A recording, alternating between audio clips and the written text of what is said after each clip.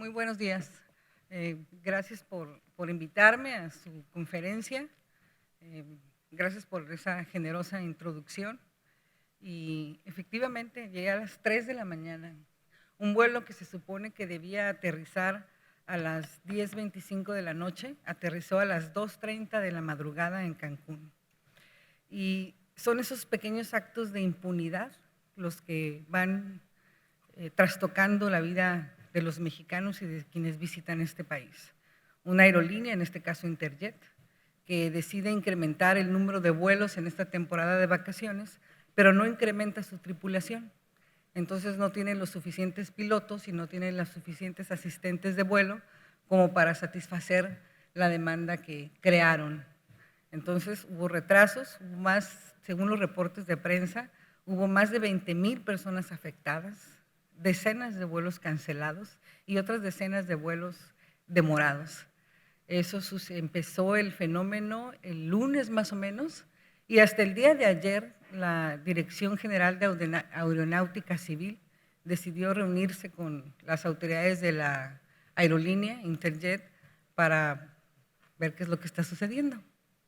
Pero entonces tenemos que una aerolínea tiene la impunidad para poder afectar la vida de muchos y que el gobierno se tarda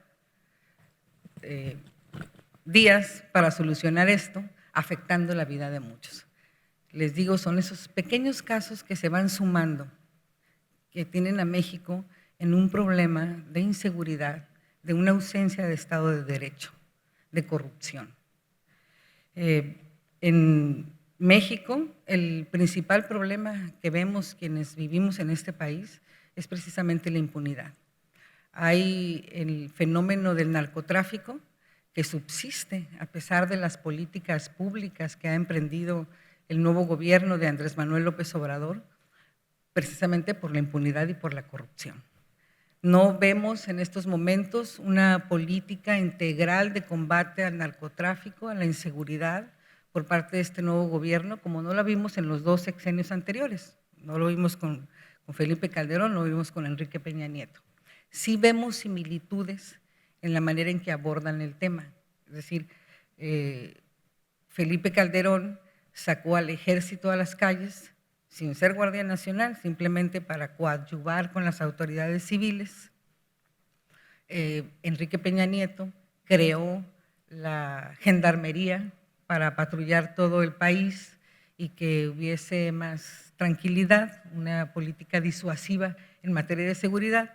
Y ahora el presidente Andrés Manuel López Obrador ha creado la Guardia Nacional, que es una mezcla de las dos, porque tiene militares, que son militares que trabajan para el ejército, pero ahora están comisionados a la Guardia Civil, y tiene los elementos que antes eran de la Gendarmería, ahora son de la Guardia Nacional.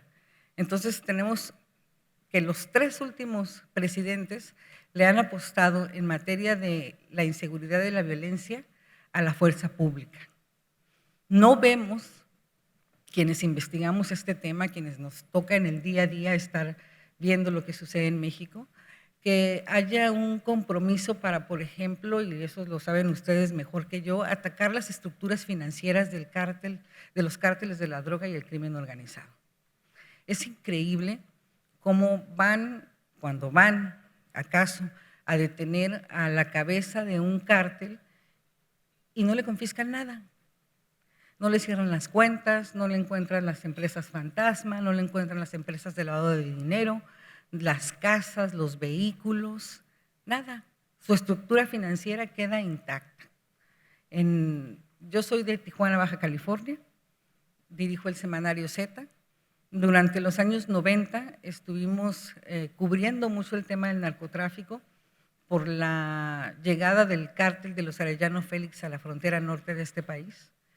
Y recuerdo cuando en el 2002 detuvieron a los hermanos Arellano, bueno, uno fue asesinado y el otro fue detenido, lo sentenciaron en México a 22 años de prisión y le pusieron una multa de casi 4,000 pesos. Casi, eran 3,900, algo así.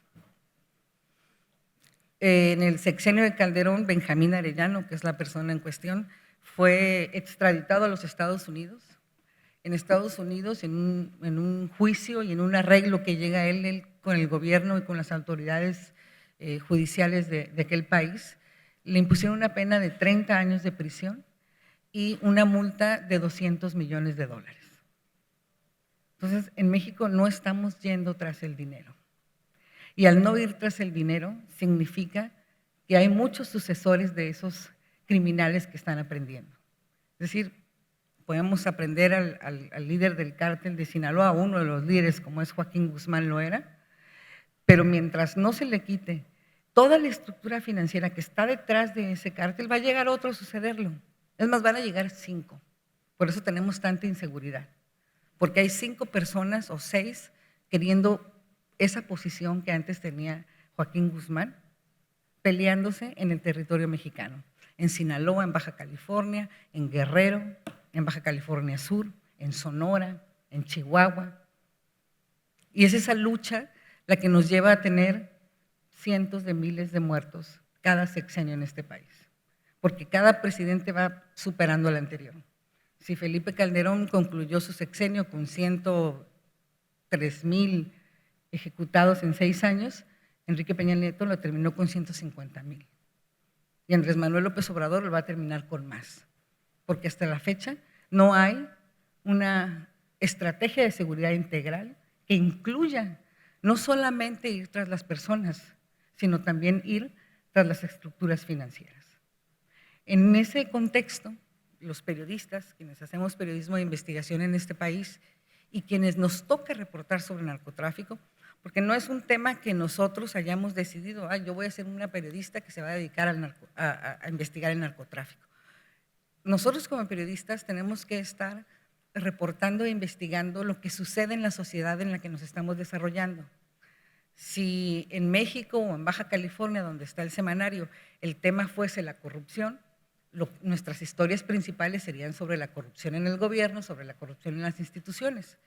Cuando el tema es el narcotráfico y vemos que hay personas que están siendo asesinadas, que hay personas que están siendo envenenadas, que hay personas inocentes que ahora les llaman daños colaterales, que están perdiendo la vida, que se están desintegrando familias, que están corrompiendo las estructuras del gobierno, ese es nuestro tema de investigación. Desafortunadamente en este país no hay condiciones para hacer periodismo de investigación en materia de inseguridad, de narcotráfico, crimen organizado y acaso de corrupción gubernamental. Les cuento un poco de la historia del semanario. Fue fundado en 1980 por 2 periodistas, Jesús Blancornelas y Héctor Félix Miranda, en Baja California, en una época en que la prensa en México era muy oficialista.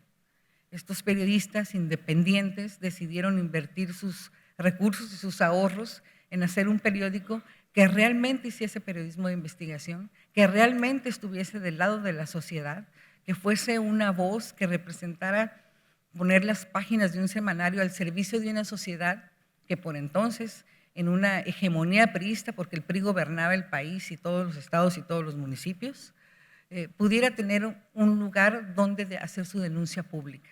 Y así nació Z, para darle esa voz a esos ciudadanos.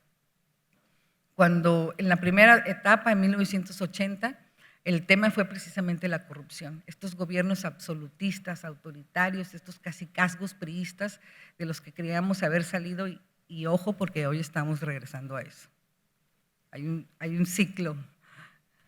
Y en 1990, finales de los 80, cuando el narcotráfico empieza a ser un problema ya grande en México, cuando hay esta leyenda de que los cárteles hay una reunión y se reparten el país, en las fronteras, en Baja California, llega esta estructura de los Arellano Félix. No ha sido fácil. 3 de mis compañeros han sido asesinados. En 1988, uno de los directores fundadores, Héctor Félix Miranda, fue asesinado. Hubo 2 personas detenidas, 2 autores materiales del asesinato. Nunca se llegó a tocar al autor intelectual, que todas las investigaciones en su momento, oficiales y extraoficiales, apuntaban hacia Jorge Hanron, porque quienes asesinaron al periodista fueron los escoltas de Jorge Hanron, con las armas que encontraron en el hipódromo que entonces manejaba Jorge Janrón, con vehículos que fueron encontrados también en el mismo hipódromo de Aguascalientes. Es un caso que de 88 a la fecha, 31 años después, sigue en la impunidad. En 1997, nuestro otro director fundador, don Jesús Blancornelas, sufrió un atentado que sobrevivió a 4 disparos en su cuerpo, no así su escolta y asistente quien la acompañaba. Fueron en ese momento por la Procuraduría de Justicia del Estado y posteriormente por la Procuraduría General de la República, hoy Fiscalía, identificados 9 sicarios que participaron en la emboscada, todos pertenecientes al cártel Arellano Félix. Ninguno de esos 9 fue detenido, juzgado, procesado o sentenciado por el crimen contra el periodista, ninguno. Los hermanos Arellano Félix, uno fallecido, otro en prisión en los Estados Unidos, tampoco han sido juzgados por el crimen contra el periodista. También otro caso en la impunidad. En 2004, mi compañero Francisco Javier Ortiz Franco, editor general del semanario Z, quien había revelado la red de la nueva generación de integrantes de este mismo cártel, fue asesinado. Ninguno de sus asesinos, 2 materiales, 2 intelectuales, ha sido detenido, investigado, procesado, juzgado y sentenciado por el crimen contra el periodista. Hace 2 días asesinaron a un periodista guerrerense, Rogelio Barragán, y se sospecha que su crimen tiene que ver con un atentado a la libertad de expresión. En lo que va del sexenio muy corto de Andrés Manuel López Obrador, 8 periodistas mexicanos han sido asesinados y se sospecha que tiene que ver con su trabajo periodístico. De 2000 a la fecha son 128 periodistas mexicanos los que han sido asesinados como resultado de un atentado a la libertad de expresión. Ha habido más, pero que se confirme que tiene que ver, que su atentado es producto de algo que publicaron, de algo que transmitieron, de algo que divulgaron, son 128 en 19 años y 8 de diciembre a la fecha. Entonces, volvemos, el problema en México es la impunidad, porque el mensaje aquí para nosotros, para la prensa, es que en México puedes matar a un periodista y no vas a terminar en prisión. El 99% de los casos de atentados a la prensa, de acuerdo al Comité para la Protección a los Periodistas, están en la impunidad. En el semanario Z, a partir del fallecimiento de don Jesús, la llegada de una nueva generación, yo soy directora del semanario desde 2006, no hemos escapado a estas amenazas. Afortunadamente conservamos la vida, aquí estoy con ustedes, muchas gracias por invitarme, pero sí hemos recibido amenazas en diferentes ocasiones de diferentes cárteles. Y en ocasiones hemos estado a 2 fuegos. Por un lado, las amenazas del narcotráfico y del crimen organizado, y por otro lado, las presiones de los gobiernos. ¿Cómo presionan los gobiernos a los periodistas? Inventan campañas de difamación, campañas negras, presionan a través de la publicidad de no te pago para que me pegues, de no voy a invertir o te voy a castigar de esa manera, y niegan información. Y los periodistas vivimos de la información y de la credibilidad. Entonces intentan, es un atentado a la credibilidad, es un atentado al acceso a la información por parte de los gobiernos y es un atentado a la vida por parte del narcotráfico y el crimen organizado. No ha sido fácil, ciertamente. Nosotros nos mantenemos en la misma línea de hacer periodismo de investigación, aún sean los temas difíciles, porque tenemos un compromiso con nuestra sociedad. Queremos hacer un llamado a nuestra sociedad.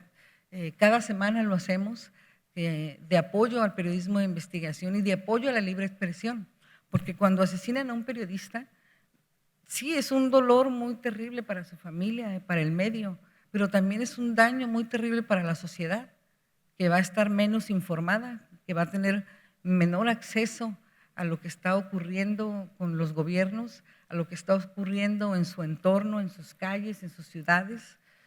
Lo más difícil es eso, es decirle a la sociedad, el ataque a un periodista es un ataque a todos nosotros, porque nos están quitando un canal de información.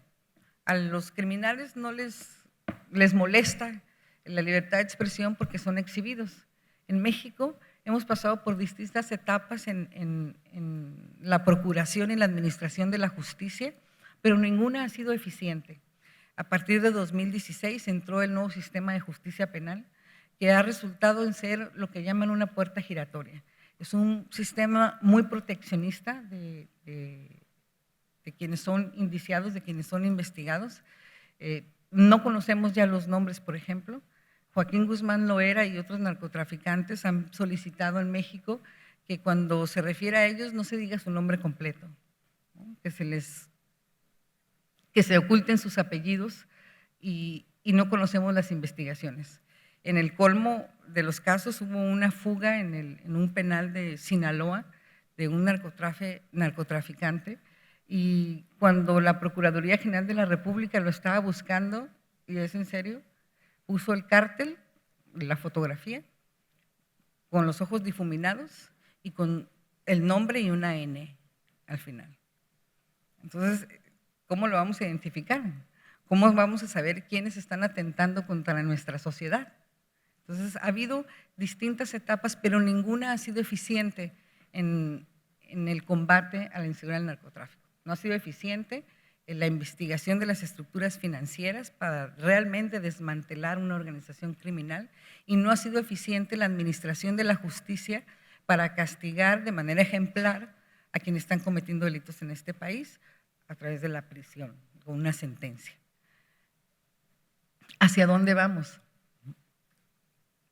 Esperábamos en este gobierno, en este nuevo gobierno, un cambio en ese sentido. Esperábamos que hubiese justicia. La llegada de Andrés Manuel López Obrador al gobierno de la República viene precisamente por todas estas etapas de corrupción que hemos vivido en el pasado. Es decir, la gente se cansó de estar viendo corrupción en el gobierno, colusión con los criminales por parte del gobierno, porque una organización criminal no puede subsistir sola.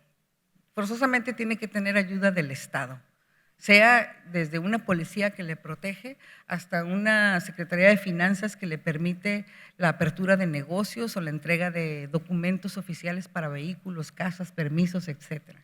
O sea, en distintas ramas de la criminalidad requieren del apoyo del Estado y se los han dado. Toda esta frustración de los mexicanos al no encontrar justicia o al ver que había mucha impunidad y que los que tenían más dinero, los que eran más criminales, estaban siendo beneficiados para no ser detenidos y seguían lastimando a la sociedad, todo ese entorno es lo que lleva a la gente a decidirse por un cambio. Es decir, ya votamos por un gobierno de un partido que era el PRI durante muchos años y no nos sacó de este problema. Luego votamos por un gobierno de un partido, Acción Nacional, durante 2 sexenios y tampoco hubo cambios y nos sacó de este problema. Va otra opción. Y desafortunadamente, a escasos meses ciertamente, los resultados no han sido óptimos. Tenemos a un presidente que dice que que no tiene deseos de venganza, que va a procurar amnistías, que va a castigar la corrupción de su gobierno en adelante, no hacia atrás. Y eso nos lleva a crear otro clima de impunidad. Es decir, han dicho abiertamente, públicamente, que sus objetivos no van a ser las capturas espectaculares, refiriéndose a los grandes capos de la droga en México, que su estrategia va a ser la paz a partir de una estrategia disuasiva en el despliegue de elementos de la Guardia Nacional. Eso no ha funcionado los 2 últimos sexenios y no está funcionando ahora.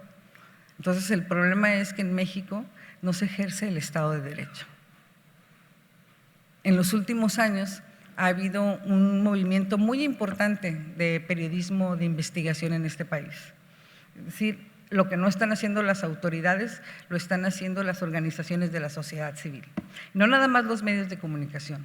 Hay organismos como Mexicanos contra la Corrupción, por ejemplo, o Quinto Lab, que es un conglomerado de periodistas que están haciendo investigación sobre lo que está sucediendo, no solamente en las redes criminales, sino también en la corrupción gubernamental. De periodistas independientes y de conglomerados como estos y grupos de la sociedad civil, salieron investigaciones como la de la estafa maestra, que hoy está siendo investigada ya judicialmente, como el caso de Odebrecht con el exdirector de Pemex, Emilio Lozoya, o como la Casa Blanca de Enrique Peña Nieto. Entonces, esas investigaciones son producto de una alianza entre sociedad civil y periodistas de investigación. Estamos transitando en esta etapa del periodismo en México hacia hacer periodismo de investigación independiente, que está molestando a las autoridades. Lo estamos viendo en las mañaneras del presidente cuando se queja de que hay periodistas que no se portan bien con él, como la revista Proceso. Cuando el presidente dice que es una actitud muy cómoda escudarse como periódicos independientes o periodistas independientes para hacer investigación que sí está molestando o que está dañando las estructuras de gobierno. Estamos en esa etapa de una transición que no está resultando tolerante a la libertad de expresión y que está intentando, como en el pasado, afectar la credibilidad de los medios. Ya no los leo, dice el presidente. Y cada mañana, en su discurso de las mañaneras, monopoliza la agenda nacional e intenta atacar a los medios en su credibilidad. Entonces, ¿hacia dónde vamos? Vamos hacia una liga, vamos hacia un enlace entre el periodista de investigación y la sociedad civil. Vamos hacia rescatar las bases del periodismo, los compromisos del periodismo para servir a una sociedad, para estar lo más lejos posible del gobierno y lo más cerca de su sociedad para poder avanzar. En una democracia que se precie de serlo como es la mexicana, la libertad de expresión es uno de los pilares fundamentales. La libertad de expresión, la libertad de las ideas, la libertad de prensa, poder decir, poder denunciar, poder explicar, poder informar con toda libertad y en condiciones de seguridad. Pero eso no lo vamos a poder hacer si no se cuenta con el apoyo de toda la sociedad. Hoy en día hay muchos medios que están requiriendo el apoyo de nuestra sociedad, ya no nada más leyéndonos, que eso nos hace fuertes, vivimos de nuestra credibilidad, de nuestra circulación, de la lectura que tenemos en el día a día, sino también en apoyos que van más allá, en hacerse socios de un periódico, de un portal noticioso para promover el periodismo de investigación y promover que el periodismo de investigación le abone a la justicia en un país donde la impunidad ha reinado. En estas condiciones estamos, no ha sido fácil, pero el compromiso es fuerte. Muchas gracias.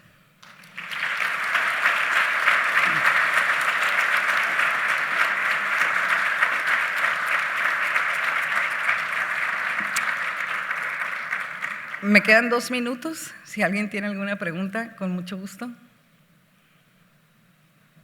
caso de Manuel Collado, ¿están haciendo alguna investigación con relación a Caja Libertad? Sí, se están haciendo investigaciones, por supuesto.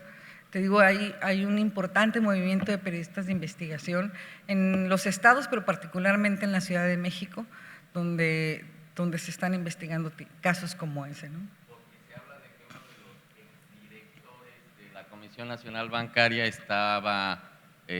había participado en una situación de ese tema por la falta de atención oportuna o la omisión de no haber decidido que efectivamente en Caja Libertad sí tenía severos problemas y que al parecer lo que dictaminaron fue que no tenía problemas. No, bueno, sí hay investigaciones en desarrollo. Es importante también destacar que lo que el periodista necesita son fuentes de información, ¿no? Ustedes en un momento dado pueden ser una fuente de información. En los últimos años también se han puesto candados para el acceso a la información y a la vez que se han abierto puertas. Entonces, la búsqueda de estos documentos, la búsqueda de estos testimonios es un proceso es largo, pero es efectivo, ¿no? Yo creo que en los próximos días, y lo hemos visto en los diarios nacionales y en los periódicos independientes y portales noticiosos independientes, cómo está fluyendo la información sobre el caso.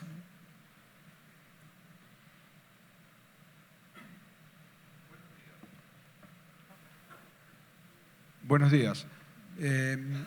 Una pregunta con respecto a la justicia aquí en México.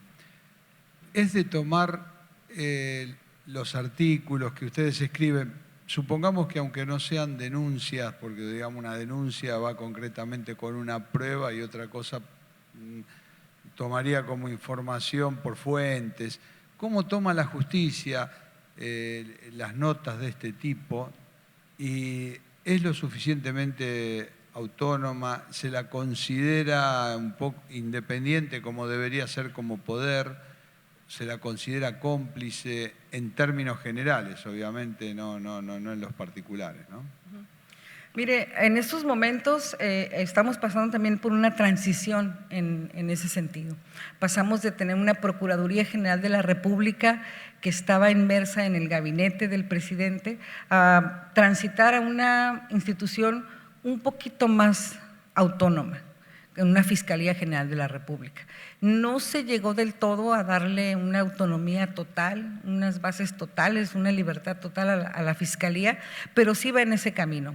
El caso Odebrecht, por ejemplo, creo que es el caso paradigmático, inició en la prensa. Periodistas mexicanos fueron a Brasil a investigar el expediente que se estaba llevando en aquel país sobre los sobornos de esta compañía en todo el mundo, y México no fue la excepción. Se conoce por primera vez a partir de un reportaje de investigación que recoge los testimoniales de funcionarios de Odebrecht, donde ellos declaran que sobornaron a Emilio Lozoya, que le depositaron dinero en ciertas cuentas, y los periodistas en una línea de seguimiento dicen por fechas, por años, por cuentas, por bancos, por países, cómo fue esta trama de corrupción en el sexenio de Enrique Peña Nieto. Esto se da a conocer todavía cuando el presidente Peña era tal. No hubo ninguna investigación, la PGR estaba dentro de la estructura de gobierno, se inició una investigación ante la demanda social que fue hecha para ser congelada de innumerables formas por parte de jueces, por parte de ministerios públicos. Es hasta la llegada de esta fiscalía que se retoma el caso a partir ciertamente ya de denuncias que surgieron de un reportaje de investigación. Entonces, no necesariamente en este país un reportaje de investigación abre un expediente o lo que llamábamos una averiguación previa.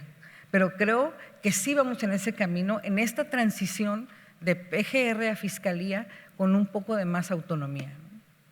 Hay casos en que los criminales son los que aprovechan para incluir notas de los periódicos o de televisión para demostrar que la autoridad no llevó el debido proceso. Es decir, los periodistas publican o transmiten una noticia sobre una aprehensión, por ejemplo, en estas circunstancias, y en el expediente viene de otra manera. Entonces los abogados del criminal dicen, tráete a aquellos como medios de prueba para decir que las autoridades no hicieron su trabajo de manera correcta y les ha funcionado. No hemos encontrado todavía el otro caso de que sea la Fiscalía ahora quien abra investigaciones a partir de denuncias de periodistas. Creo que es el camino en el que vamos. Insisto, con este movimiento tan importante que hay en México y esta promoción tan importante del periodismo de investigación.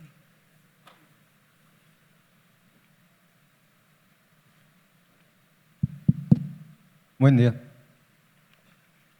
En años pasados se revisó Caja de Ahorros Libertad. ¿Dónde está? Acá. No veo. Ya. Y el reporte que emitió la área correspondiente ¿Sobre qué? sobre Caja de Ahorros Libertad. Y el reporte que emitió fue que pudiera haber un tema de lavado de dinero. El presidente de la comisión descartó esto y efectivamente posteriormente ahora resulta que es accionista.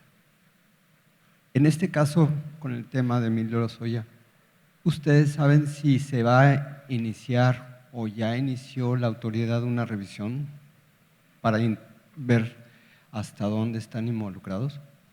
No entendí, la verdad. Ok. ¿Ustedes saben si están revisando la caja de ahorros otra vez la comisión? Ahorita no tengo esa información, la verdad. Ok, gracias. Hay muchas, sabrán también de que hace unos días se aprobó la ley de extinción de dominio, ¿no? Que, bueno, se hizo una reforma y se hizo una nueva ley que ahora dice que en lo que va a un juicio se van a poder confiscar los bienes que se sospecha que fueron obtenidos con lavado de dinero, recursos de procedencia ilícita o con la comisión de otro delito, y antes de que termine, va a ser un juicio paralelo, y antes de que termine el juicio que busca la acción penal, los bienes van a poder confiscarse y van a poder venderse. Se supone que esto es para atacar lo que estamos diciendo, la estructura financiera de los criminales, pero las quejas ahora han sido que el tema también puede afectar a ciudadanos comunes y corrientes, porque no tenemos confianza sobre las instituciones, no tenemos confianza sobre un funcionario que pueda, en un afán vengativo, iniciar una carpeta, un expediente a una persona para confiscarle los bienes, o a la oposición, o un juez que quiera beneficiar a alguien e inicie un juicio para desposeer a alguien de sus bienes. O sea, no tenemos la confianza. Entonces, en materia de revisiones, sí, normalmente los ciudadanos quedan afectados. Con Felipe Calderón Hinojosa fue el límite del manejo de los dólares para evitar el lavado de dinero, lo recordarán. En la frontera, donde yo vivo, por ejemplo, yo vivo en una frontera, el manejo de dólares era y es algo muy común entre la vida binacional que llevamos en las fronteras. Al limitar el manejo de dólares para castigar o para buscar, investigar a los criminales organizados o a los cárteles, también se afectó a los comerciantes de bien. En el sexenio de Enrique Peña Nieto fueron los límites para los depósitos y las transacciones bancarias. Entonces, normalmente nos vamos todos en una medida que se hace para presuntamente castigar a quienes están cometiendo ilícitos, pero no se ponen candados, no hay especificaciones y terminan afectando a la sociedad en general, a las empresas, a los hombres y a las mujeres de negocios. Entonces sí, tenemos que también ser cuidadosos en la manera en que nuestros gobiernos están cambiando las leyes, particularmente en México. En este momento el presidente de la República cuenta con el poder legislativo para su satisfacción. Es una gran mayoría de Morena que está siendo utilizada para cambiar las leyes, como en el pasado el legislativo estuvo entregado a Enrique Peña Nieto, o como en el pasado anterior estuvo el legislativo entregado a Felipe Calderón Hinojosa. Ya se nos acabó el tiempo. Muchas gracias.